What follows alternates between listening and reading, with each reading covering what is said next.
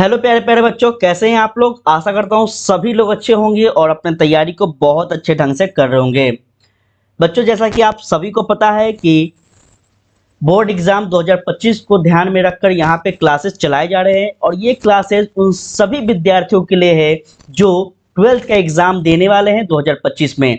चाहे आपका political science विषय हो, हिस्ट्री हो, ज्योग्राफी हो, इकोनॉमिक्स हो और साथ में आपका हिंदी इंग्लिश, सभी विषयों का यहाँ पे बारीकी से क्लासेस करवाए जा रहे हैं। और बच्चों, बता दें आपको कि यहाँ पे जो क्लासेस करवाए जा रहे हैं ये सारे के सारे क्लासेस आपका एनसीईआरटी और एसपीपीडी का जो है मिश्रण करवाया जा रहा है। साथ में आपको बता दें ये क्लासेस उन सभी विद्यार्थियों को ध्यान में रखकर चलाए जा रहे हैं जो बिहार बोर्ड से या फिर यूपी बोर्ड या फिर जैक बोर्ड अर्थात झारखंड बोर्ड या फिर आप सीबीएसई से एग्जाम देने वाले हैं। इन सभी एग्जामों को ध्यान में रखकर, यहाँ के क्वेश्चंस को ध्यान में रखकर ये क्लासेस चलाए जा रहे हैं, तो बहुत ज़्यादा इम्पॉर्टेंट है। और हम बात कर रहे हैं क्लास 12 का हिस्ट्री चैप्टर नंबर 2, जिसका नाम है king farmer and town early state and economics. Hindi में अगर बात की जाए तो प्यारे बच्चों इसका नाम हो गया राजा, किसान और नगर। तो चलिए शुरू करते हैं। इसका आपका पार्ट 1 और पार्ट 2 ऑलरेडी अपलोड हो गया है। आज हम पार्ट 3 की बात करेंगे। पार्ट 3 में हम देखेंगे कि बहुत सारे ऐसे क्वेश्चंस थे जो कि पूछा गया है और वो पिछले क्लास में रह चुका था, तो हम वहां से डिस्कस करेंगे। उम्मीद है कि आप लोग जो है पिछले वाले क्लास को देख लिए होंगे। अगर जो प्यारे साथी नहीं देखे हैं, आपसे विनती है कि आप प्लेलिस्ट में जाकर उसे भी जरूर देखें। तो चलिए पढ़ते हैं अपने प्रश्नों की ओर।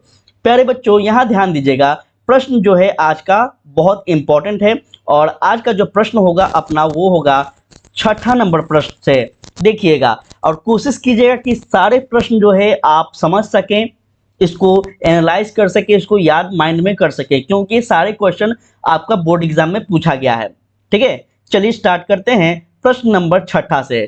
कहता है यह 20वीं शताब्दी के एक सुविख्यात, ध्यान दीजिएगा, सुविख्यात अभिलेख शास्त्री जो है इनका नाम है डीसी सरकार।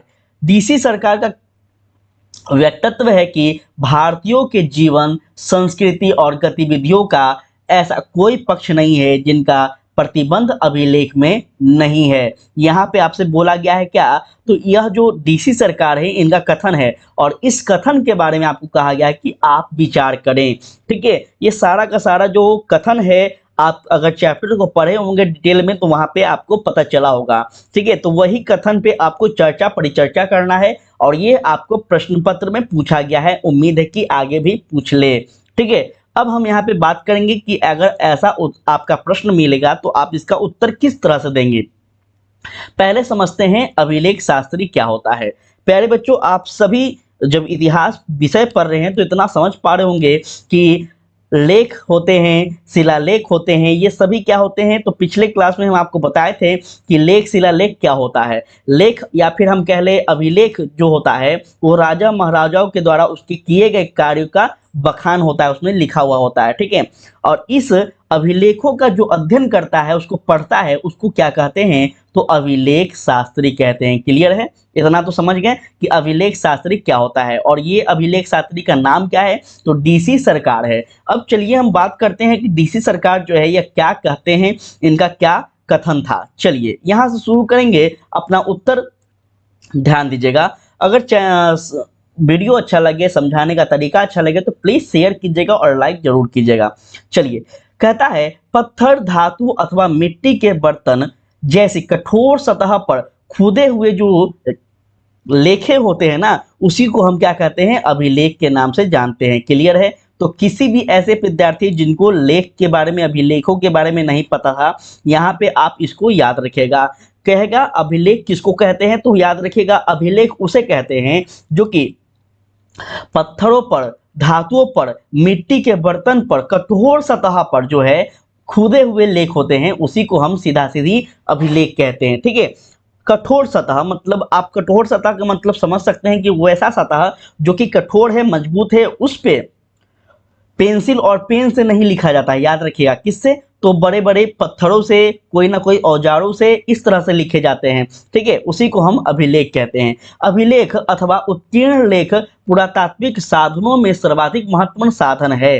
ठीक है, पुरातात्विक साधन का हम अध्ययन करते हैं ना, हम लोग इतिहास को जब पढ़ते हैं, समझते हैं, तो हम लोग कैसे समझते हैं? या तो पुरातात्विक साक्ष्य के माध्यम से या फिर साहित्यिक साक्ष्य के माध्यम से। ये दो ही माध्यम है इतिहास को जानने का। तो यहाँ पे आपको वही याद रखना है, सबसे महत्वपूर्ण जो साक्ष्य होता है इसको हम पुरातात्विक साक्ष्य को मानते हैं। ठीक है, चलिए आगे हम आपको बताएंगे साहित्यिक साक्ष्य क्या होता है, साहित्यिक साक्ष्य को क्यों ज्यादा मान्यता नहीं दिया जाता है, ये सभी हम आपको बताएंगे। अभी आप लोग बने रहें, ध्यान दीजिएगा। यहाँ पे अभिलेख जो है यह प्रस्तर स्तूपों, शिलालेख, मंदिर की दीवार, ईंट, मूर्ति, ताम्रपत्र और मोहरों आदि पर क्या है, मिलते हैं। तो बहुत बहुत इंपॉर्टेंट है, आपको यहाँ पे पता चल गया कि अभिलेखों का जो प्रयोग है यह कहाँ कहाँ पे किए जाते थे उस समय। तो आप याद रखिएगा, अभिलेखों का जो प्रयोग है यह पत्थरों पर किया जाता था, आपका स्तूप पे किया जाता था, शिलालेख, मंदिर के दीवारों पर, ईंट पे, मूर्ति पे, ये सारी चीजों पे की जाती थी। साथ में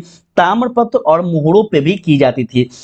ताम्रपत्र का मतलब क्या होता है? ताम्रपत्र का मतलब होता है बच्चे मिट्टी का बर्तन। ठीक है, मिट्टी के बर्तन को हम ताम्रपत्र के नाम से जानते हैं। तो सारे चीज याद रखिएगा, आपके एग्जाम के पॉइंट ऑफ व्यू से बहुत इंपॉर्टेंट है, ध्यान दीजिएगा।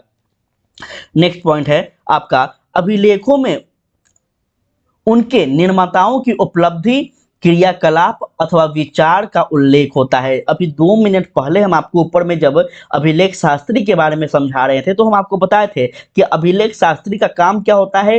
तो वो शिलालेख अभिलेख का अध्ययन करता है। और अभिलेख शिलालेख क्या होता है? तो अभिलेख शिलालेख जो होता है वो उस शासक का, उस राज्य के जो शासक होते हैं उसके बारे में बखान होता है, उनके कार्य के उपलब्धि होते हैं, उनके विचार होते हैं, ये सारे चीज होते हैं। ठीक है, तो ये आप लोग याद रखिएगा।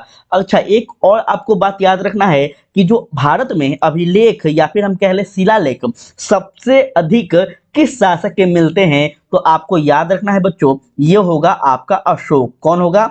अशोक के। कभी भी आपसे पूछा जाए प्रश्न तो आपको याद रखना है कि सबसे ज्यादा भारत में अगर किसी भी शासक का, राजा का साक्ष्य मिलता है शिलालेख और अभिलेखों में, तो वो अशोक की बात आती है। ठीक है, चलिए और आगे बढ़ते हैं, ध्यान दीजिएगा। कहता है यहाँ पे, ध्यान देंगे, कहता है इनमें राजाओं के क्रियाकलाप एवं स्त्री पुरुष द्वारा धार्मिक संस्थाओं को दी गई दान का विवरण हमें देखने को मिलता है। किसमें? तो लेख में, अभिलेख में, ये सारे में। अभिलेख एक प्रकार के अस्थाई प्रमाण होते हैं। तो यहाँ पे आप देखिए, अभी थोड़ा देर पहले हम आपको बताए थे, मेरे बातों पे आप लोग जरूर से ध्यान रखिएगा। ठीक है, हर एक चीज वहीं से आपको निकल कर आएगा। देखिए, अभी थोड़ा देर पहले हम आपको बताए थे अभिलेख और एक आपका होता है साहित्यिक स्रोत होता है। ठीक है, तो 2 स्रोत होता है। और यहाँ पे आप साफ साफ देख रहे होंगे कि अभिलेख जो है एक प्रकार का अस्थायी प्रमाण पत्र है, क्षमा चाहेंगे, प्रमाण है। ठीक है, इस कारण से जो इतिहासकार हैं, जो पुरातात्विक लोग हैं, वो ये अभिलेख को, शिलालेख को ज्यादा मान्यता देते हैं जब भी इतिहास का अध्ययन करते हैं, इतिहास की खोज करते हैं तो। ठीक है, क्यों? ऐसा क्यों है? देखिए, ऐसा इसलिए है क्योंकि साहित्य के सम्मान में क्या होता है, हेर फेर होता है। ठीक है, क्या होता है, हेर फेर नहीं किया जा सकता है। अतः इस दृष्टि से अभिलेख का महत्व बढ़ जाता है। अब साहित्य जो है इसका थोड़ा सा यहाँ पे वैल्यू डाउन हो रहा है। क्यों हो रहा है? देखिए, कोई भी अगर शासक है तो वो अपने साहित्य जो है राज दरबार में कवि के द्वारा जो है बखान करवाता था, अपने जो है जीवन के बारे में, अपने जो है सारे चीजों के बारे में लिखाता था। ठीक है, तो हो सकता है कि उसके बारे में जो उसका राज कवि होगा, उसका जो चाहने वाले लोग होंगे, वो बढ़ा चढ़ा कर लिखते होंगे क्योंकि उसके राज दरबार में वो रह रहा है। ठीक है, लेकिन अब अभिलेख जो होता है, ये क्या होता है, अभिलेख वही चीजों का लिखाता है जो उस शासक के द्वारा किया गया है। ठीक है, तो यही डिफरेंस है, आपको याद रखना है। पुरातात्विक में 2 प्रकार के होते हैं, एक आपका साहित्यिक और एक आपका होता है पुरातात्विक। क्लियर है? पुरातात्विक को सबसे ज्यादा इतिहासकारों के द्वारा मान्यता दिया जाता है, इतिहास में समझने को, सीखने को। ठीक है, चलिए और आगे बढ़ते हैं, ध्यान दीजिएगा। थोड़ा स्पीड में आज चल रहे हैं क्योंकि क्वेश्चन जो है ये पॉलिटिकल साइंस कल था तो छोटा छोटा क्वेश्चन था, लेकिन आपको पता ही होगा कि हिस्ट्री का जो प्रश्न होता है बड़ा बड़ा होता है, इसको बहुत ज़्यादा व्याख्या करना होता है, लिखना होता है। तो इस तरह से हम थोड़ा जल्दी में चलेंगे। आप लोग जो है यहाँ पे चीज़ों को समझते चलिएगा, इसका पीडीएफ आपको टेलीग्राम पे मिल जाएगा। अब यहाँ ध्यान देंगे, कहता है अनेक अभिलेख में उनके निर्माण की तिथियां भी उत्कीर्ण होती है। देखिए ये सारे इंपॉर्टेंट डाटा है जो कि इतिहास को जानने के लिए सबसे ज्यादा क्या होता है, हेल्प मिलता है। देखिए अभिलेख जो है, अगर कोई अभिलेख किसी क्षेत्र में मिल रहा है, ठीक है, तो वो अभिलेख को सिर्फ ये पुरातात्विक वाले जो लोग होते हैं उसको सिर्फ अभिलेख नहीं मिलता है, उसमें बहुत सारे जानकारी मिलते हैं, जैसे वो किस शासक के द्वारा लिखा मतलब बनवाया गया था, वो कब उसका जो है निर्माण हुआ था, उसमें कौन कौन से कार्य हुए थे, सारे डिटेल मिलते हैं। इसलिए अभिलेख महत्वपूर्ण है इतिहास में, ठीक है। जिन पर तिथि नहीं लिखी होती थी, ठीक है, उनका काल निर्धारण सामान्य पूरा लिपि अथवा लेख शैली के आधार पर किया जाता था, और अभिलेखों में मौर्य सम्राट अशोक के स्तंभ लेख तथा शिलालेख सर्वाधिक क्या है, तो प्राचीन एवं अत्यधिक महत्वपूर्ण है। अभी थोड़ा देर पहले हम यही आपको बताए ना कि भारत के इतिहास में सबसे ज्यादा महत्वपूर्ण, सबसे ज्यादा शिलालेख अभिलेख लिखवाने वाला अगर कोई शासक है तो वो कौन है, अशोक है, ठीक है। ये आपके एग्जाम में पूछा जा सकता है और हो सकता है ऑब्जेक्टिव क्वेश्चन यहाँ से बन जाए, ठीक है, तो इसको याद रखेंगे। चलिए और आगे बढ़ते हैं, ध्यान दीजिएगा, थोड़ा सा इसको स्लाइड को ऊपर कर दें ताकि आप लोग को दिखे। देखिए ये अभिलेख उसके विशाल साम्राज्य के सभी भागों से क्या होता है, प्राप्त होते हैं। सम्राट अशोक के अभिलेख 4 लिपियों में मिलते हैं, याद रखिएगा कौन कौन से लिपि, 4 लिपि। उस समय 4 लिपि कौन कौन महत्वपूर्ण थे, तो ये भी आप लोग लिख लीजिएगा कहीं साइड में। एक है आपका प्राकृत, ठीक है, एक है आपका प्राकृत, दूसरा है पाली, पाली, तीसरा है अपभ्रंश, और चौथा है खड़ी बोली, ठीक है। तो ये 5 जो है लिपि है, और इसमें सबसे ज्यादा अशोक का जो शिलालेख में प्रयोग किया गया लिपि है वो कौन है, तो प्राकृत है, ठीक है, और आपका पाली है, 2 है, ठीक है। ये 2 जो है महत्वपूर्ण है, इसको भी आप लोग याद रखेंगे। चलिए और आगे बढ़ते हैं। अफगानिस्तान के शिलालेख में कौन सा जो है लिपि का प्रयोग किया गया है, तो ये आपको याद रखना है अरामाइक और यूनानी लिपि। ये अरामाइक और यूनानी जो लिपि है यह कौन सा लिपि है, तो यह मध्य एशिया का लिपि है, ठीक है। और आपको याद रखना है कि अफगानिस्तान कहाँ पड़ता है, तो ये मध्य एशिया में पड़ता है, ठीक है।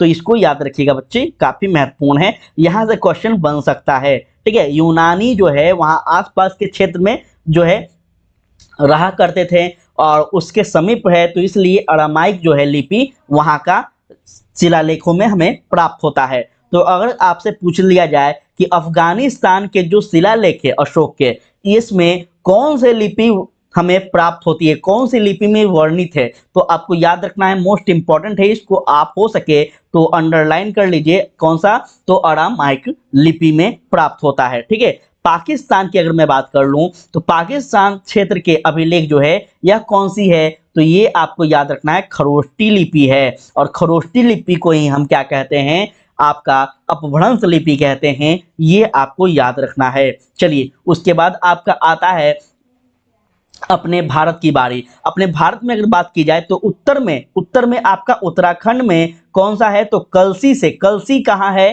तो आपको याद रखना है कलसी है बच्चे आपका उत्तराखंड में, ठीक है। उत्तराखंड में कलसी है, और कलसी से क्या प्राप्त हुआ है, चलिए देखते हैं, नीचे देखिएगा, कलसी से लेकर दक्षिण में मैसूर तक जो है यह क्या है, तो फैला हुआ अशोक के शेष साम्राज्य के अभिलेख हमें ब्राह्मी लिपि में मिलते हैं, और अभी हम आपको बताएं ब्राह्मी लिपि के बारे में, ठीक है। तो ये सारे याद रखिएगा, बहुत इंपॉर्टेंट है। 4 जो लेख है इसमें, सॉरी 4 जो आपका लिपि है, ये चारों लिपि को हम आपको कोशिश किए हैं बताने का। अगर आपसे पूछा जाए कि अशोक के शिलालेख अभिलेख कितने हैं, तो लगभग याद रखिएगा बच्चे 84,000 के आसपास है। कितना है, 84,000 के आसपास, ठीक है। ये सारे डाटा आपको कब पता चलेगा, जब आप ग्रेजुएशन में हिस्ट्री लेंगे, तब आपको वहां ज्यादा विस्तार से पढ़ने को मिलेगा। अभी बस समझते चलिएगा, एग्जाम के पॉइंट ऑफ व्यू से कुछ अलग बताते चलेंगे हम।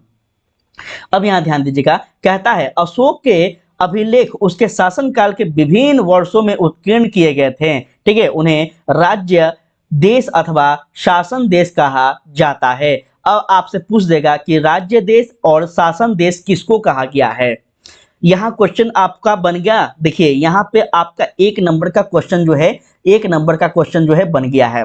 ठीक है, आपसे पूछ लेगा राज्य देश या फिर शासन देश किसको कहा गया है, किस भारतीय शासक को कहा गया है, तो कौन होगा, वो होगा अशोक। ठीक है, इसको याद रखेंगे। चलिए आगे ध्यान दीजिएगा, कहता क्या है, क्योंकि वे राजा की इच्छा अथवा आदेशों के रूप में प्रजा के लिए क्या था, तो प्रस्तुत किए गए थे। ठीक है, इसलिए इसको क्या कहा गया है, शासन देश और राज्य देश कहा गया है अशोक को। निसंदेह है कि अभिलेख जो है प्राचीन इतिहास के पूर्ण निर्माण में हमारी महत्वपूर्ण सहायता करते हैं। चट्टानों के अथवा स्तंभों पर उत्कीर्ण जो लेखे होते हैं ना, इसके प्राप्ति स्थानों से संबंधित शासक के राज्य की सीमाओं का भी हमें क्या मिलता है, अनुमान लगाया जाता है। अब मानकर चलिए फॉर एग्जाम्पल आप किसी क्षेत्र में रह रहे हैं, वहां पे आपके द्वारा कोई भी वस्तु जो है प्रयोग किया गया है और वो वस्तु जो है आपका वहां पे गिर गया, खो गया, 5-10 साल बाद, 20 साल बाद, 50 साल बाद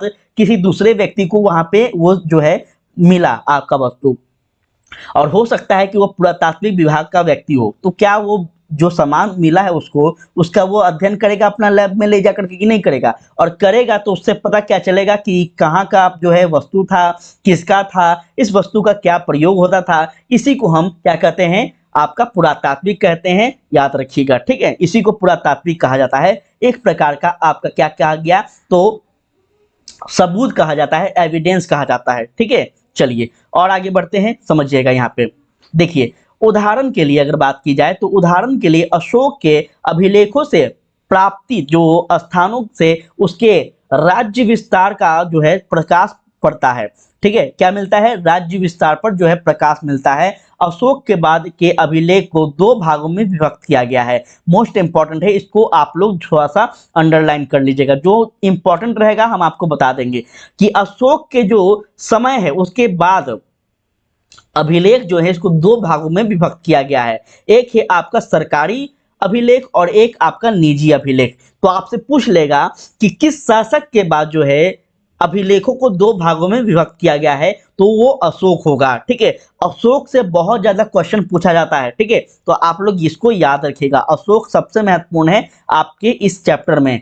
चलिए और आगे बढ़ते हैं, समझिएगा। सरकारी अभिलेख या फिर हम कह लें राजकीय जो राज्य कवि होते हैं, इनकी लिखी हुई प्रस्तुति है या फिर हम कह लें भूमिदान है, इसको हम सरकारी अभिलेख कहते हैं। जैसे अगर बात करें हम यहाँ समझिएगा, सरकारी अभिलेख किसको कहते हैं, जैसे अभी वर्तमान में आप बिहार में रह रहे हैं, यूपी में रह रहे हैं या फिर कहीं भी, तो जो सरकार है, सरकार के जो मंत्रिमंडल है, सरकार का जो शासन करने का जो भी विधि है, उसमें जितने भी लोग हैं, अगर उस विभाग, कोई भी विभाग से कोई भी आदेश निकलता है तो हम उसको क्या कहते हैं बच्चे, उसको हम क्या कहते हैं, सरकारी आदेश कहते हैं। याद रखिएगा, उसको हम सरकारी पत्र कहते हैं। ठीक है, अगर कोई सरकार के विभाग से जारी होता है तो। लेकिन वहीं हम अगर बात कर ले यूपी बिहार कहीं की रहने वाले हों, और अगर आपका कोई प्राइवेट ऑफिस है, कोई प्राइवेट विभाग है, कोई प्राइवेट ऑफिस है, एनजीओ है, और उसके द्वारा कोई पत्र जारी होता है, इसको हम क्या कहेंगे, इसको हम प्राइवेट कहेंगे। क्लियर है, क्लियर है, इसी को हम प्राइवेट कहेंगे। तो उम्मीद है कि यहाँ पे आपको समझ में आ रहा होगा सरकारी अभिलेख और प्राइवेट अभिलेख जो है यह क्या है। निजी अभिलेख जो है इसी को हम प्राइवेट कहते हैं। ठीक है, चलिए प्रशस्तियों में राजाओं और विजेताओं के गुणों का, राजा, किसान और नगर के और कीर्तियों का जो है हमें वर्णन मिलता है। आपका चैप्टर यही है ना, राजा, किसान और नगर, यही चैप्टर का नाम भी है। तो यहाँ पे आप लोग इसको ध्यान में रखिएगा। चलिए आगे ध्यान दीजिएगा, यहाँ पे समझिएगा। प्रशस्तियों, प्रशस्ति किसको कहा जाता है, तो प्रशस्ति जो है यह प्रस्तुतिकरण एक प्रकार से जो होता है उसको कहा जाता है, जो जिसमें सारे राजा के जो है आपको क्रियाकलाप, उसके बारे में सारा लिखा हुआ चीज मिलता है, उसको हम प्रशस्ति कहते हैं। ठीक है, जिसमें प्रशस्ति का प्रसिद्ध उदाहरण आपको देखने को मिलता है समुद्रगुप्त के समय में। समुद्रगुप्त की अगर बात कर लें, किसके बारे में, समुद्रगुप्त। चलिए ध्यान दीजिएगा, अब हम समुद्रगुप्त के अभिलेखों में बात करेंगे। समुद्रगुप्त के अभिलेख है जो कि अशोक स्तंभ का उत्कीर्ण है। ठीक है, किसका है? तो अशोक स्तंभ का उत्कीर्ण है, ये आपको याद रखना है। और इस प्रशस्ति में समुद्रगुप्त की विजय और नीति का जो है पूर्ण विवरण उपलब्ध होता है। तो आपसे क्वेश्चन बनेगा कि समुद्रगुप्त और अशोक के जो विजय है, इस विजय नीतियों का जो है हमें पूर्ण विवरण जो है किस अभिलेख से प्राप्त होता है? तो ये आपको याद रखना है, समुद्रगुप्त का अभिलेख। किसका? समुद्रगुप्त का अभिलेख से। गुप्त काल के अधिकांश अभिलेख में वंशावली का वर्णन है, ठीक है। ये गुप्त काल जो है यही इसी का शासक आपका समुद्रगुप्त होता है, ठीक है। समुद्रगुप्त जो है यह किस वंश का था? तो आपको याद रखना है आपका गुप्त वंश का था, ठीक है। इसी प्रकार राजा भोज की बात करें तो यह ग्वालियर परिस्थिति में उसके क्या था? उपलब्धियों का वर्णन मिलता है। और ग्वालियर कहाँ है? तो ग्वालियर जो है आज वर्तमान में आपका उत्तर प्रदेश में पड़ता है, याद रखेंगे, ठीक है। चलिए और आगे चलते हैं, यहाँ ध्यान दीजिएगा। कहता है कालिंग राज खारवेल, खारवेल जो है, खारवेल का गुफा बहुत ज्यादा महत्वपूर्ण है, बहुत ज्यादा पूछा जाता है। और खास करके अशोक के संदर्भ में जो है खारवेल का हाथी गुफा अभिलेख बहुत ज्यादा पूछा जाता है, तो इसको याद रखिएगा। उसके बाद आपका आता है रुद्रदामन का गिरनार शिलालेख। उसके बाद स्कंदगुप्त का भीतरी स्तंभ लेख, बंगाल के शासक विजय सेन का देवपाड़ा अभिलेख। उसके बाद चालुक्य नरेश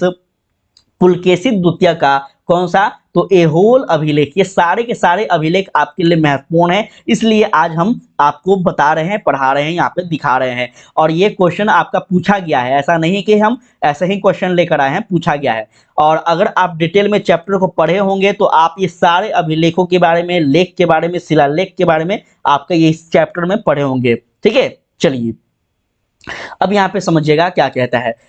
भूमि अनुदान पत्र अधिकतर ताम्र पत्रों पर उकेरे गए थे। उकेरे का मतलब होता है लिखा हुआ, मतलब उस पर दर्शाया गया। और भूमि अनुदान पत्र का मतलब आप समझ रहे हैं। भूमि अनुदान का मतलब हुआ कि भूमि जो है इसको दान में दिया गया हो, वह पत्र होता है, ठीक है। इनमें ब्राह्मण खास करके आते हैं, क्योंकि जो भूमि है आप देखते हैं, जब इतिहास पढ़ते हैं तो आप देखते होंगे कि भूमि जो अनुदान है इस शुरुआत से ही किसको दिया जाता था? तो ब्राह्मणों को दिया जाता था। और किसको? तो भिक्षुक को दिया जाता था। और किसको? तो जागीरदार को, अधिकारी लोग को दिया जाता था। उस समय ज्यादा स्वर्ण वर्ण नहीं ना था, उस समय ज्यादा कॉइन नहीं था, पैसा नहीं था।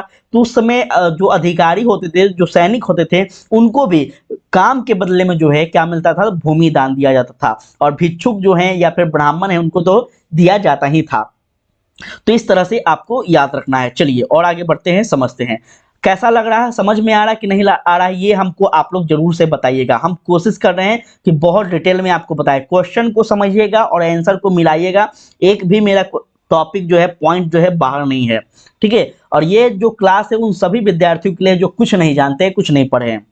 ये प्राकृत, संस्कृत, तमिल, तेलुगु आदि विभिन्न भाषाओं में लिखे गए हैं। कौन सा? तो ये जो आपका भूमि अनुदान पत्र देख रहे हैं, इसकी भाषाओं की अगर बात की जाए तो आपको याद रखना है प्राकृत, संस्कृत, तमिल, तेलुगु सभी भाषा में ये लिखे गए हैं। निजी अभिलेख अधिकांश मंदिर या फिर मूर्ति पर जो है उत्कीर्ण है। इस पर खुदी तिथि जो है, ये सारे के सारे क्या है? खुदी हुई जितने भी तिथि हैं, ये सभी तिथि जो है इन मंदिर के निर्माण एवं मूर्ति प्रतिष्ठापन के समय जो है पता लगता है। इसका क्या लगता है? मूर्ति कब स्थापना हुआ, उसके बाद ये मंदिर का निर्माण कब हुआ, इसका पता लगता है, ठीक है। तो ये भी इंपॉर्टेंट है, आप देखते होंगे, पढ़ेंगे आगे चलकर जब आप जनरल कंपटीशन का एग्जाम का तैयारी करेंगे तो आपको बहुत सारे भारत की और देश विदेश के बहुत मुख्य महत्वपूर्ण मंदिरों के बारे में पढ़ने को मिलेगा। तो वहां पे आपको पता चलेगा कि सारे जितने भी मंदिर हैं इसका महत्व कितना था, ठीक है। ये अभी आपको नहीं, आगे चलकर आपको पता चलेगा। इसलिए कहा जा रहा है, हम आपको कह रहे हैं कि आपके जितने भी सब्जेक्ट्स हैं ये सभी सब्जेक्ट बहुत इंपॉर्टेंट है और आगे आपको सेम यही सब चीज पढ़ना है। तो अभी से ही तैयारी करते रहिए, अभी से ही पढ़ते रहिए, ताकि बाद में आपको डबल मेहनत ना करना पड़े। ध्यान दीजिएगा, ये अभिलेख तात्कालिक धार्मिक दशा, मूर्तिकला, वास्तुकला एवं भाषाओं के विकास पर भी क्या करता है? प्रकाश डालता है। ये इंपॉर्टेंट है, अगर यहाँ पे हम समझाना चाहें तो समझिएगा। ये जो अभिलेख होते हैं ये धार्मिक दशा तो मूर्तिकला, वास्तुकला और भाषा का विकास पे क्या करता है? प्रकाश डालता है। और आप जब हिस्ट्री का बुक पढ़ रहे हैं तो हिस्ट्री जो है ये आपका जो क्या है? ये अगर आप कंपटीशन की तैयारी करेंगे आगे तो ये साफ साफ वहां पे आपको टॉपिक मिलेगा, सिलेबस मिलेगा। क्या? तो आपका जो है वास्तुकला, मूर्ति कला, धार्मिक दशा, ये जो है सिलेबस है आपका, उसमें वहां पे आपको पढ़ने को मिलेगा।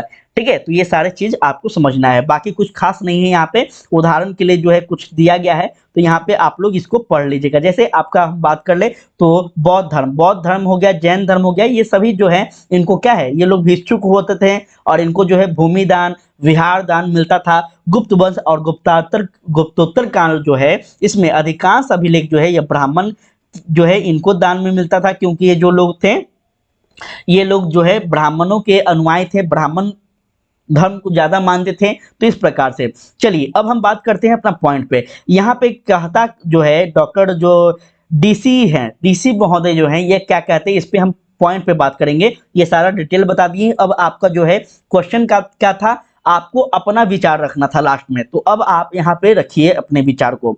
20वीं शताब्दी में के एक सुप्रसिद्ध अभिलेख शास्त्री डीसी सरकार के शब्दों में यह कहना उचित होगा कि भारतीयों के जीवन, संस्कृति और गतिविधियां का कोई ऐसा पक्ष नहीं है जिसका प्रतिबंध अभिलेख में नहीं मिलता। सारा हम आपको पक्ष बता दिए, देख लिए होंगे कि आपको सारा पक्ष हम बता दिए हैं। ठीक है, चलिए नेक्स्ट क्वेश्चन की ओर हम बढ़ते हैं। नेक्स्ट प्रश्न है आपका 7वां नंबर, जिसका प्रश्न क्या है, तो कहता है उत्तर मौर्य काल में विकसित राज तत्व के विचारों की क्या कीजिए, चर्चा कीजिए। देखिए चर्चा करना है सिर्फ, और ऐसा नहीं, ये क्वेश्चन हम 110% बोल रहे हैं, आपका एग्जाम में पूछा जाएगा।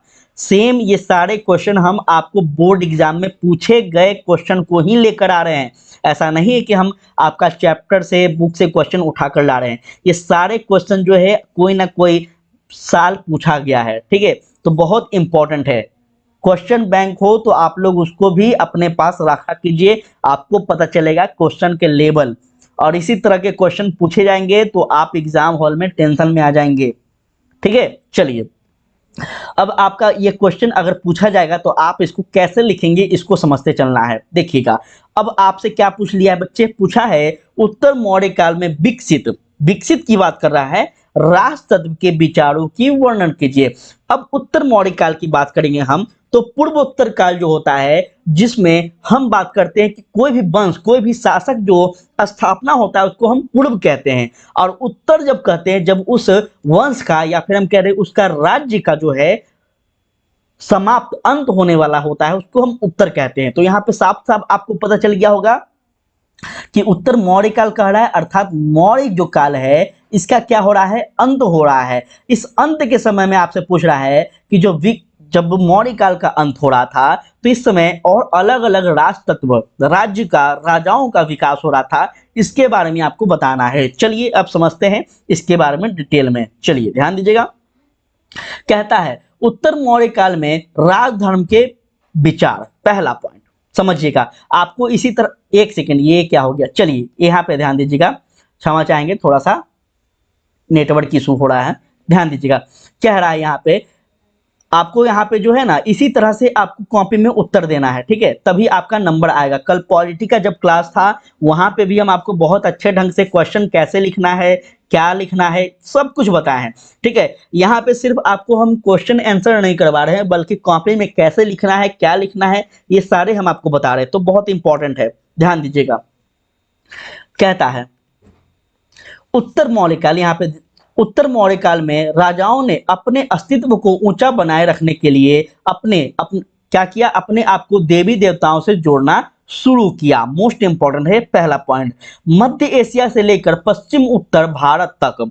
ठीक है, क्या हुआ, तो शासन करने वाले कुषाण शासक ने, लगभग कुषाण शासक की बात की जाए तो लगभग प्रथम शताब्दी ईसा पूर्व से लेकर प्रथम शताब्दी ईस्वी तक वो जो है यहाँ पे शासन करता है कुषाण। और ये कुषाण जो था ये कहाँ से आया था, तो ये बाहर था।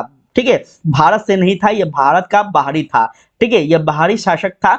यह कहाँ से आया था, तो मध्य एशिया से आया था। ठीक है, मध्य एशिया कहाँ पड़ता है, तो प्यारे बच्चों याद रखिएगा, ये आपका जो है पूरा वर्ल्ड है, जिसमें आपका यहाँ पे उत्तर अमेरिका है, दक्षिण अमेरिका है, यहाँ पे आपका यूरोप है, अफ्रीका है। इस तरह से आप एग्जाम्पल समझिएगा, मैप होगा तो आप डाउनलोड कर लीजिएगा। यहाँ पे आपका जो है एशिया है। ठीक ठीक है, एशिया है, और यहाँ पे अटलांटिक है, यहाँ पे अटलांटिक है। तो ये जो एशिया है ना, ये वाला यहीं पे एशिया जो है, यहाँ पे आपका भारत पड़ता है, और इस साइड में जो है आपका उत्तर पश्चिम साइड में जो है आपका जो है अफगानिस्तान, बलूचिस्तान, ये सारे क्षेत्र पड़ते हैं, काबुल ये पड़ते हैं। इसको हम मध्य एशिया का भाग कहते हैं, ठीक है, यहीं से हम समझते हैं। चलिए यहाँ ध्यान दीजिएगा, आपको उम्मीद है कि मैप थोड़ा समझ में आया होगा। इस उपाय का सबसे अच्छा उदाहरण प्रस्तुत किया गया है, जो कि यहाँ पे देख सकते हैं। अब पॉइंट नंबर दूसरा, पॉइंट नंबर पहला को समझ लीजिएगा आप लोग। यहाँ पे हम समझाने का कोशिश किए हैं कि उत्तर मौर्य काल में जो राजा थे, ये राजाओं ने अपने अस्तित्व को ऊंचा बनाए रखने के लिए क्या किया है, तो अपने आप को देवी देवताओं के साथ जोड़ा है, और मध्य एशिया से लेकर पश्चिम उत्तर भारत तक जो है शासन करने वाले जो भी कुषाण शासक थे और अलग अलग शासक थे, ये सभी इसमें सम्मिलित होते हैं। यही आपको यहाँ पे बताया गया है।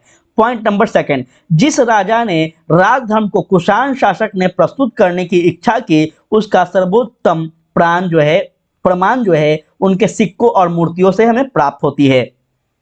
अब देखिए, हम अभी इतिहास पढ़ रहे हैं, तो हमको कैसे पता चला कि कुषाण जो शासक है, कुषाण जो वंश है, यह रीति रिवाज को मानता था, ये देवी देवताओं को मानता था। तो ये हमें किसके पता चल रहा है, सिक्कों से पता चल रहा है, उस समय के बने मूर्तियों से पता चल रहा है। और ये जो सिक्के हैं, ये जो मूर्तियां हैं, ये किसको मिला होगा बच्चे, तो ये आपका पुरातात्विक वाले लोगों को मिला होगा। क्लियर है, और वो लोग जब उनको मिला होगा, तो इसके बारे में अनुमान लगाएं कि ये हो सकता है कि कुषाण वाले जो वंश थे, ये मूर्ति पूजा करते थे, ये देवी देवताओं को मानते थे। ठीक है, इसी तरह से आपको समझना है।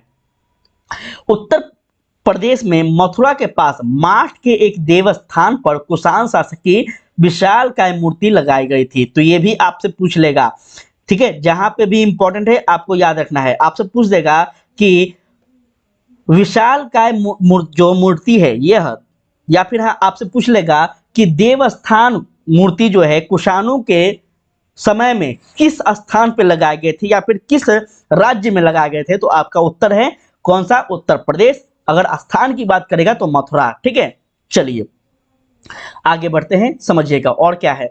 कुछ इतिहासकारों का मानना है, क्या मानना है, कुछ इतिहासकारों का यह मानना है कि इन मूर्तियों के जरिए कुषाण स्वयं को देवतुल्य प्रस्तुत करना चाहता था, लेकिन ये सत्य नहीं है। कोई इतिहासकार, देखिए हर इतिहासकार अपना अपना जो है विचार यहाँ पे रखते हैं, लेकिन ये सत्य नहीं है। ठीक है, ऐसा नहीं है। हम जहां तक जानते हैं, हम डिटेल में पढ़े हुए हैं, चीजों को जानते हैं, तो ये सच नहीं है। चलिए, कई कुषाण शासक ने अपने नाम के आगे क्या किया है, तो अपने नामों के आगे जो है देवपुत्र की उपाधि धारण की है। ये आपसे पूछा जाएगा, इंपॉर्टेंट है, ये आपके लिए क्या है, इंपॉर्टेंट है।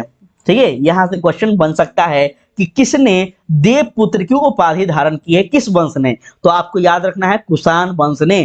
ठीक है, संभवतः वे उन चीनी शासकों से प्रेरित हुए होंगे जो स्वयं को क्या कहते थे, स्वर्गपुत्र कहते थे। तो ये सारे क्वेश्चन आपके एग्जाम के लिए महत्वपूर्ण है। स्वर्गपुत्र कौन कहता था, तो चीनी शासक, और देवपुत्र कौन कहता है, तो आपका कुषाण शासक। ठीक है, 2 नंबर का यहाँ पे आपको क्वेश्चन बता दिए हैं।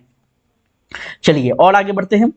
चौथा पॉइंट ध्यान दीजिएगा, कहता है 4वीं शताब्दी में गुप्त साम्राज्य सहित कई साम्राज्य सामंतों पर निर्भर थे, अपना निर्वाह स्थानीय संसाधनों द्वारा करते थे, जिसमें भूमि पर नियंत्रण भी शामिल था, और वे शासकों का आदर करते थे और उनकी सैनिक सहायता भी करते थे। ठीक है, कब की बात की जा रही है, 4वीं शताब्दी, 4वीं शताब्दी की बात की जा रही है कि गुप्त साम्राज्य सहित कई ऐसे सामंत थे। सामंत जो होता है, क्या होता है, छोटे छोटे राज्य, छोटे छोटे क्षेत्र को हम सामंत कहते हैं। ठीक है, उस समय अपना बिहार, यूपी, झारखंड, ये क्या था, तो सामंत था। ठीक है, झारखंड तो नहीं था, क्योंकि झारखंड आपका बिहार का ही भाग था। तो याद रखिएगा, उस समय जो है ये सामंत थे, और मेन जो ब्रांच था वो कौन था, तो दिल्ली होता था। ठीक है, चलो, जो सामंत शक्तिशाली होते थे वो राजा भी बन जाते थे, और जो राज्य दुर्लभ होते थे वो बड़े शासक को अधीन होते थे। तो ये तो आम बात है,